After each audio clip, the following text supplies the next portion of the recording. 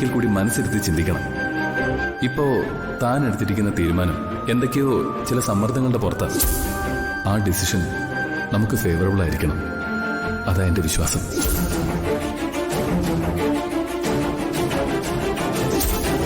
സിദ്ധുവേട്ടനുമായിട്ടുള്ള വിവാഹത്തിന് ചേച്ചി സമ്മതിക്കരുത്.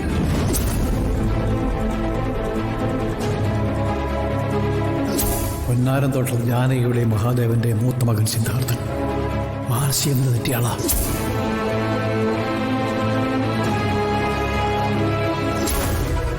ഏതായാലും ആനന്ദ് ഇവളെ കെട്ടിയ മാനം രക്ഷിക്കാൻ വേണ്ടി എനിക്ക് എന്റെ മോളെയും കൊണ്ട് എവിടെയെങ്കിലും പോകേണ്ടി വരും.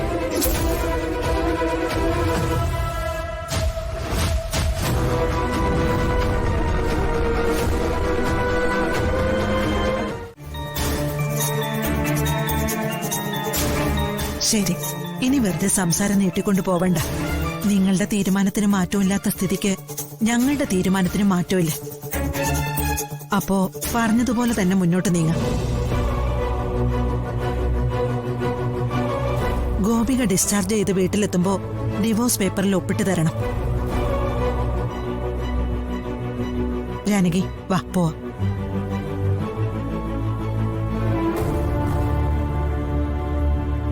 മാഡം,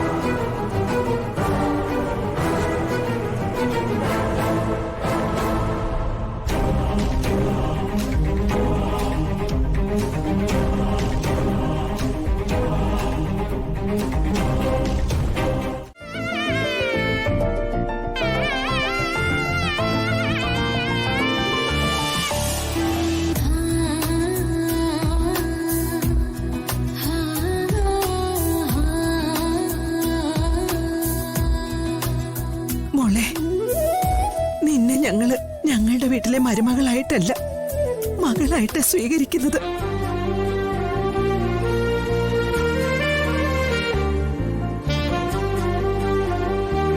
ഞാനായിട്ട് നിങ്ങളെയൊക്കെ ഒത്തിരി വിഷമിപ്പിച്ചു. അതിനെല്ലാം മാപ്പ്. അതൊക്കെ മറന്നേക്ക്. ഇനി അതേക്കുറിച്ചൊന്നും ചിന്തിക്കണ്ട.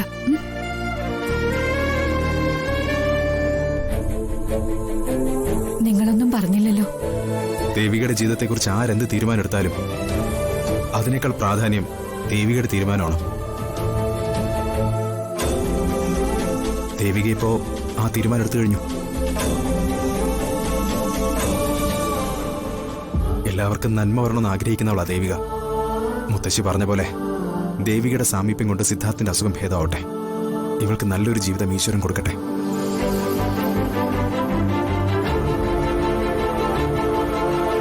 അച്ഛനിപ്പോഴും എതിർപ്പിലാണെന്ന് തോന്നുന്നു. മുത്തശ്ശന് വിഷമം കാണും മാഡം. മുത്തശ്ശനെ ഞാൻ പറഞ്ഞ് മനസ്സിലാക്കിക്കോളാം. നിങ്ങളാരും സിദ്ധാർത്ഥിനെ കണ്ടിട്ടില്ലല്ലോ. നാളെ ഞങ്ങളുടെ കുടുംബക്ഷേത്രത്തിൽ വെച്ച് സിദ്ധാർത്ഥിന്റെ പേരിൽ ഒരു നേർച്ച നടത്തുന്നുണ്ട്. നിങ്ങളെല്ലാരും നാളെ അവിടെ വരണം. അവിടെ വെച്ച് സിദ്ധാർത്ഥിനെ ഞങ്ങൾ പരിചയപ്പെടുത്താം. എന്നാ ഞങ്ങൾ ഇറങ്ങട്ടെ. അല്ല മാഡം, ഒരു ചായ പോലും കുടിക്കാതെ? ഒന്നും വേണ്ട.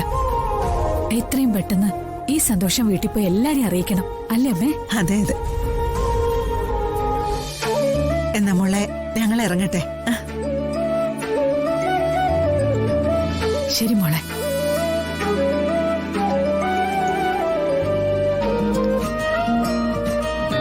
ഇനിയിപ്പോ ഇതിന്റെ ആവശ്യമില്ലല്ലോ. വീട്ടിൽ ചെന്നിട്ട് ഇതങ്ങ് കീറിക്കളഞ്ഞേക്കാം. വാ ജാനകി.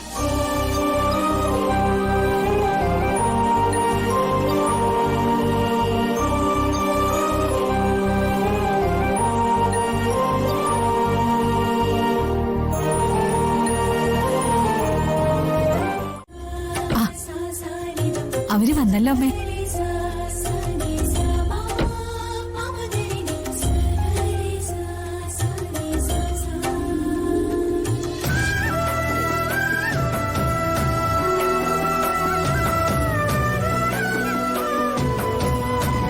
ദേവികയോട് എങ്ങനെയാ നന്ദി പറയേണ്ടെന്ന് അറിയില്ല.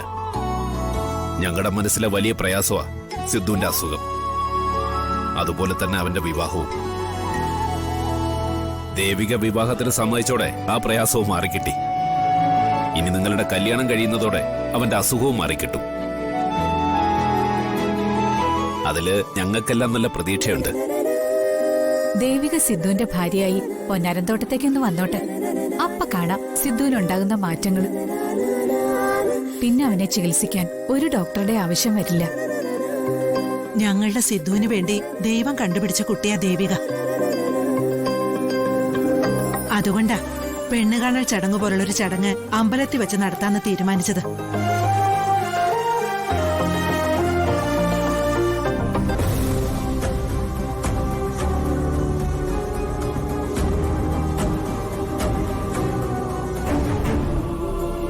ഈ കല്യാണം നടക്കുന്നതുകൊണ്ട് ദേവികയ്ക്ക് നല്ലതേ വരൂ, ഗുണമേ ഉണ്ടാവൂ.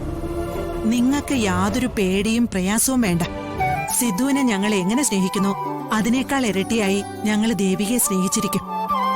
ദേവികയെ പൊന്നുപോലെ നോക്കും. അല്ല, സിദ്ധാർത്ഥൻ എവിടെ? അങ്ങനെ ഒരാളിവിടെ കണ്ടതേ ഇല്ലല്ലോ.